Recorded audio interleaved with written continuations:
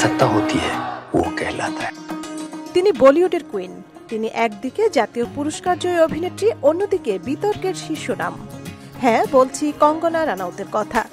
রাজনীতিতে মন টিকছে না, আর তাই কি তিনি ফিরছেন আবারও পর্দায়?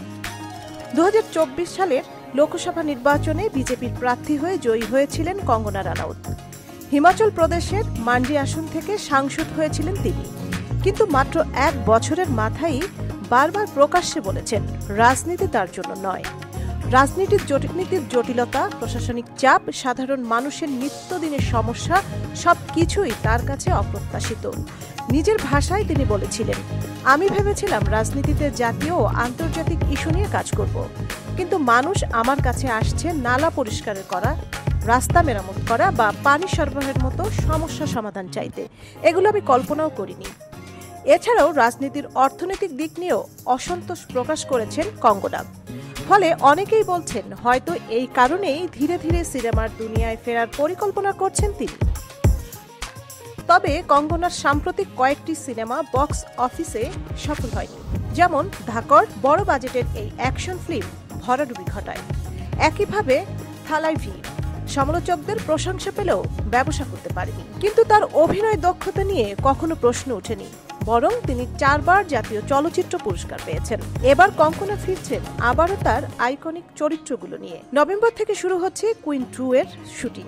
চিত্রনাট্য প্রস্তুত, শুটিং হবে ভারত ও থাইল্যান্ডে। আগের মতোই এক নারীর আত্ম অন্বেষণের গল্প, তবে এবার আরও আধুনিক ছোঁয়া। এরপর আসছে তনু ওয়েলস মনু 3। আনন্দ এল রায় পরিচালিত এই সিনেমায় কঙ্গনার বিপরীতে থাকছেন আর মাধবন। আগে 2 কিস্তি দর্শকের মনে ঝড় তুলেছিল। জানা যাচ্ছে 2026 সালে শুরু হবে শুটিং।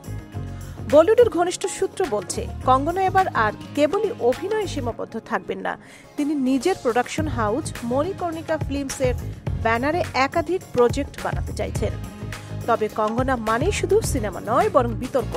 বলিউডের একাধিক তারকার সঙ্গে প্রকাশ্যে বিবাদে জড়িয়েছেন তিনি। করণ জোহরকে নেপোলিজমের গডফাদার বলা থেকে শুরু করে হৃতিক রোশনের সঙ্গে তিক্ত সম্পর্ক সবসময় আলোচনায় থেকেছেন। তবু সত্যটা হলো, যখনই তিনি পর্দায় এসেছেন দর্শক তাকে হতাশ করেনি।